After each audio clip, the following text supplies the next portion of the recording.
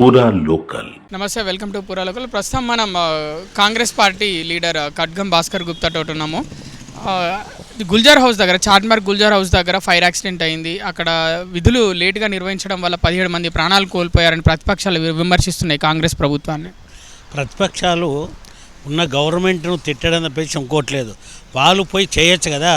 ఒక ఇన్సిడెంట్ జరిగినప్పుడు నువ్వు నేను ఆలోచించడం కూడా గవర్నమెంట్ వాళ్ళకి ఎన్నో కార్యక్రమాలు మునిగి తేలి ఉంటారు కాబట్టి వీళ్ళు చేయాలని లేదు. అక్కడ ఇన్సిడెంట్ ఏ విధంగా జరిగింది, దేనికి జరిగింది, ఎందువల్ల జరిగింది, ముందు దాన్ని ప్రత్యేకంగా వాళ్ళు చర్యలు తీసుకోవాలి.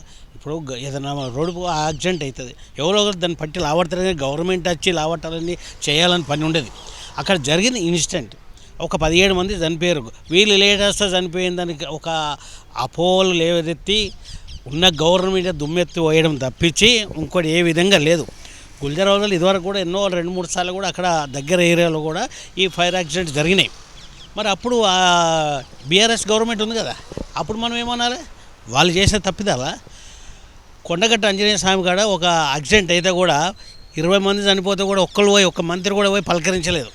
కానీ మన ఇక్కడ గవర్నమెంట్, కాంగ్రెస్ గవర్నమెంట్ పోయి పలకరించింది, ఏందని తెలుసుకున్నాడు. దానికి ఒక కమిటీ చేసింది, ఎట్లయింది ఏం కాదని తెలుసుకోమని కూడా చెప్పారు.